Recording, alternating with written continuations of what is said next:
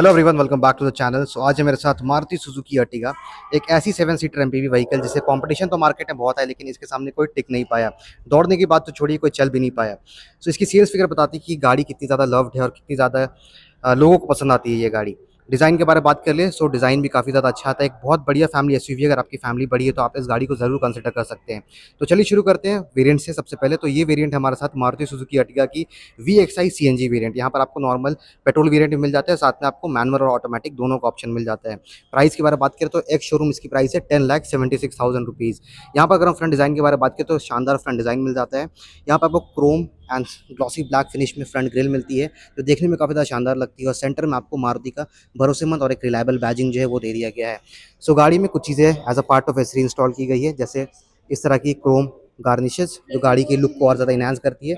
सो अगर आप स्टॉक गाड़ी लेंगे तो ये चीज़ें आपको नहीं मिलने वाली है। As a part of accessory आपको इन चीज़ों को इंस्टॉल करना पड़ेगा। अब हेडलैम्प से करते हैं शुरू, तो आपको कुछ तरह की कंप्लीट हैलोजन सेटअप मिल जाता है। लो बीम आपको प्रोजेक्टर मिलती है और हाई बीम आपको रिफ्लेक्टर बेस मिलता है, और यहाँ पर आपको इंडिकेटर की जो प्लेसमेंट है वो मिल जाती है। नीचे आपको फॉग लैंप्स नहीं दिया गया है। So as a part of accessory आप इसे शोरूम के थ्रू इंस्टॉल करा सकते हैं अगर आपको रिक्वायर्ड है तो।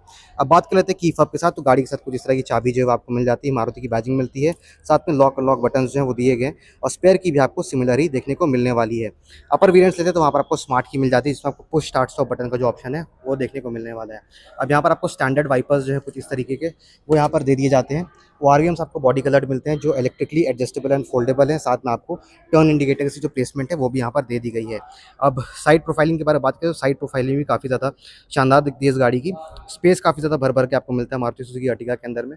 सो इस वेरिएंट के अंदर में आपको एलॉय व्हील्स जो है वो नहीं मिलते हैं। यहाँ पर आपको व्हील कैप्स लगे हुए मिल जाते हैं, ब्रिजस्टोन के टायर्स मिलते हैं, फ्रंट पे डिस्क ब्रेक मिलता है, और रियर में आपको ड्रम ब्रेक का जो सेटअप है वो मिल जाता है।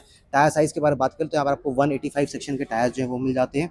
कुछ इस तरह के ब्रिजस्टोन के कंप्लीट टायर्स मिलते हैं, और इसकी कंप्लीट साइज़ है 15 इंचेस की। 185 मिलीमीटर की कंप्लीट ग्राउंड क्लियरेंस मिल जाती है, और यहाँ पर भी आपको क्रोम गार्निश जो है वो इंस्टॉल होती हुई मिल जाती है। इस तरफ भी आप देखिए विंडो लाइनिंग एरिया में, तो यहाँ पर भी आपको क्रोम गार्निश जो है वो as a part of accessory install की गई है, और ये सन वाइजर भी आपको as a part of accessory यहाँ पे इंस्टॉल किए गए हैं। यहाँ पर आपको फ्यूल टैंक मिल जाता है, 45 लीटर्स की फ्यूल टैंक कैपेसिटी आपको मिल जाती है। और रियर सेक्शन से बारे में बात करें तो रियर सेक्शन से भी गाड़ी काफ़ी ज़्यादा शानदार दिखती है।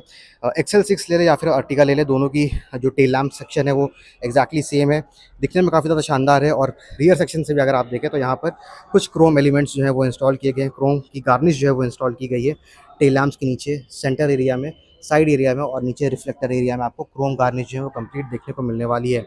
अर्टिगा की बैजिंग मिलती है, सुजुकी की बैजिंग मिल जाती है। ऊपर आपको स्पॉइलर मिलता है जो गाड़ी की लुक को और ज़्यादा इन्हांस करता है, और हाई माउंटेड स्टॉप लैंप आपको यहाँ देखने को मिल जाता है।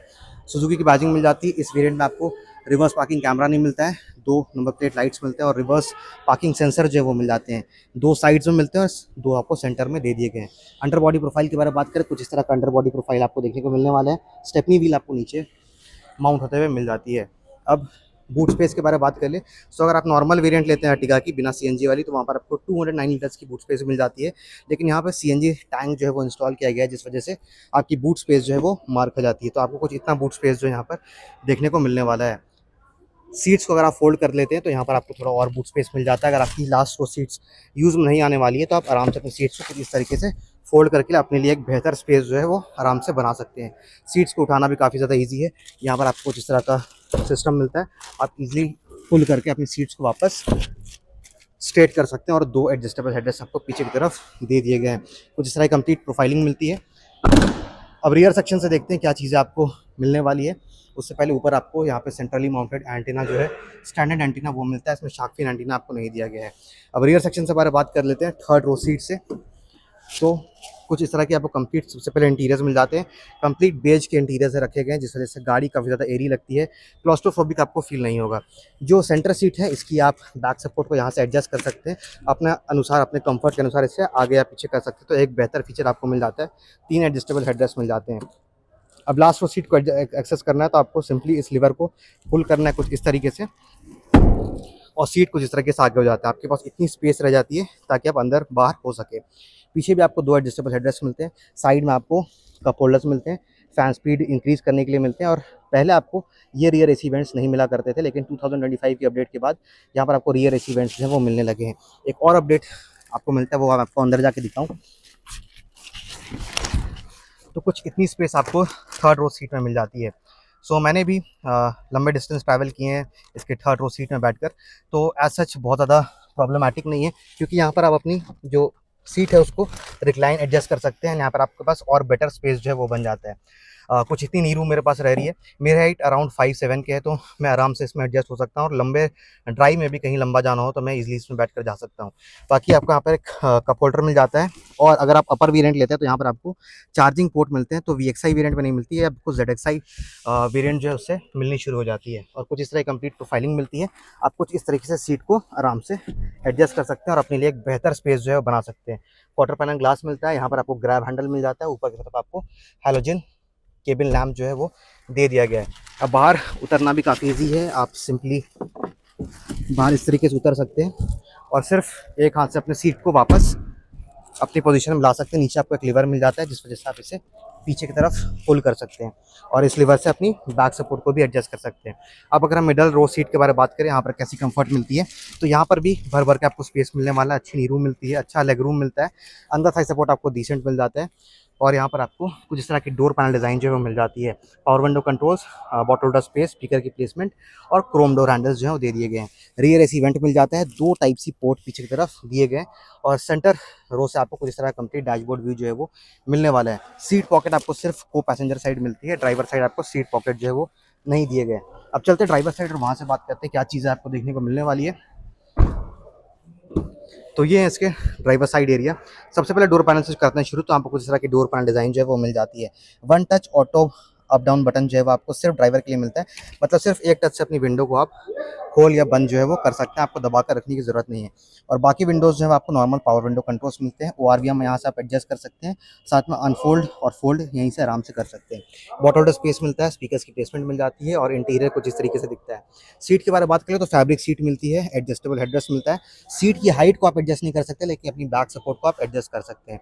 यहाँ पर आपको कुछ बटन जो है वो दे दिए गए हैं। हेडलैम्प लेवलिंग के लिए बटन मिलता है, traction control on off button मिलता है, और यहाँ पर आपको पेट्रोल से सीएनजी में शिफ्ट होना या सीएनजी से पेट्रोल में शिफ्ट होना है तो यहाँ पर आपको वो बटन दिया गया है।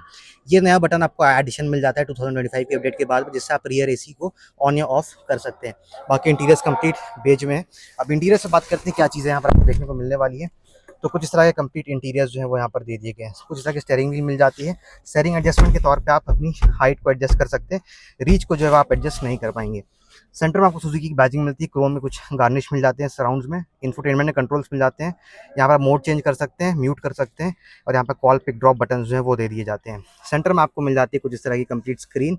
यहाँ पर आपको एक MID डिस्प्ले मिलती है, जिसमें आप थोड़ी बहुत इन्फॉर्मेशन जो है वो भी देख सकते हैं। मोशन फ्रंट की, पावर टॉर्क की रेशियो, एक्सीलेटर, और यहाँ पे टोटल सीएनजी मोड टाइम, मतलब गाड़ी सीएनजी में कितनी देर चली, पेट्रोल में कितनी देर चली, वो सारी इन्फॉर्मेशन आप इसमें देख सकते हैं। बाकी अब आपको आरपीएम मीटर मिलता है, यहाँ पर आपकी सीएनजी गेज मिल जाती है, मतलब गाड़ी में सीएनजी कितनी बची है, यहाँ पे स्पीडोमीटर शो करती है, और यहाँ पर गाड़ी में पेट्रोल कितनी बची है वो आप यहाँ से देख सकते हैं। बाकी सिस्टम के बारे में बात करें तो यहाँ पर आपको इस तरह की छोटी डिस्प्ले मिल जाती है। ये कोई टच डिस्प्ले नहीं है, यहाँ पर आपको एंड्रॉयड ऑटो या कारप्लेय सिस्टम नहीं मिलता है, सिर्फ आपको ब्लूटूथ, ऑक्स और एफएम जैसे सपोर्ट चीज़ें ये करती है। तो आप ब्लूटूथ कनेक्ट कर सकते हैं, ऑक्स को कनेक्ट कर सकते हैं, या फिर आप एफएम को एंजॉय कर सकते हैं। अपर वेरिएंट में जाएंगे तो वहाँ पे 7 इंच की स्क्रीन जो है वो मिल जाती है, जहाँ पर आपको वायरलेस, जहाँ पर आपको एंड्रॉइड ऑटो और एप्पल कारप्ले जैसी चीज़ें भी मिल जाएंगी।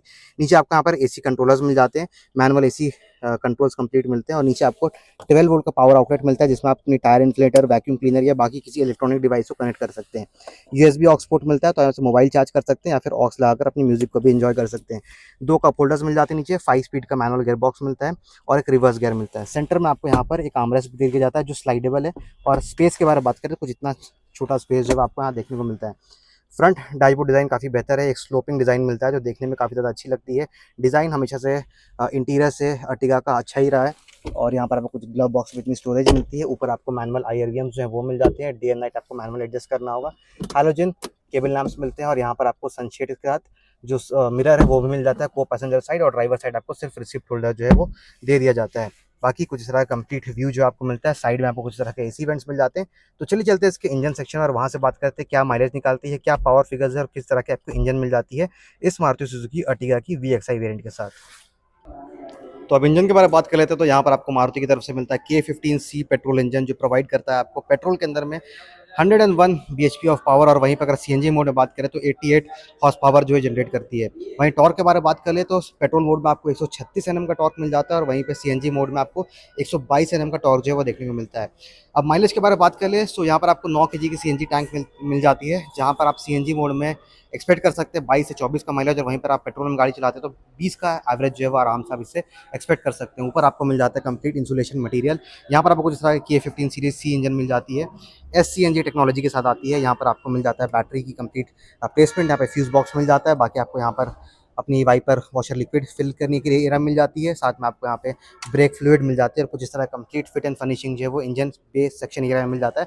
काफ़ी खुला खुला इंजन मिल जाता है, 4 सिलेंडर इंजन मिल जाता है मारुति की तरफ से, जो काफ़ी ही रिलायबल और काफ़ी ज़्यादा ही भरोसेमंद देखने को मिलता है। सो सेफ्टी के बारे में बात करें तो ग्लोबल एनकैप में 3 स्टार सेफ्टी रेटिंग मिली थी मारुति अर्टिगा को, और यहीं पे आपको 6 एयरबैग्स जो है वो स्टैंडर्ड रखा गया across all the variants of Maruti Suzuki Ertiga. तो 6 एयरबैग आपको मिल जाते हैं, साइड एयरबैग्स, कर्टन एयरबैग्स, जैसे सारे एयरबैग्स जो आपको देखने को मिलने वाले हैं। साथ में ABS, EBD, child ISOFIX seat mounts, rear parking sensors, electronic stability program, hill hold assist जैसे सारे सेफ्टी फीचर्स जो है वो आपको मिलने वाले हैं। ट्रैक्शन कंट्रोल भी आपको देखने के अंदर मिल जाता है, और सुजुकी हार्ट-टेक प्लेटफॉर्म में मिली है, तो आपको बिल्ड क्वालिटी एक डिसेंट मिल जाती है with the Maruti Suzuki Ertiga. तो चलिए बात कर लेते हैं आपको ऑन रोड प्राइस क्या पे करनी पड़ती है to buy this Maruti Suzuki Ertiga VXi CNG variant. तो यहाँ पर मेरे पास complete price list of all the variants of the Maruti Suzuki Ertiga. तो इसकी जो ऑन रोड प्राइस है वो है 12,55,000 रुपीज़, और वहीं पे आप नॉर्मल पेट्रोल मैनुअल वेरिएंट लेते हैं VXi की, तो उसके लिए आपको 11,42,000 रुपीज़ जो है वो पे करना पड़ता है। सो आई होप आपके सारे डाउट्स जो है रिगार्डिंग द व्हीकल वो मैंने क्लियर कर दिए होंगे। अगर आपको ये वीडियो पसंद आई तो आप नीचे कमेंट सेक्शन में जरूर अपना प्यार दिखाएं, चैनल को सब्सक्राइब करें। मिलता हूँ और अगले फ्रेश वीडियो के साथ। Till then drive safe, all over seat belt. This is Varun, Jai Hind.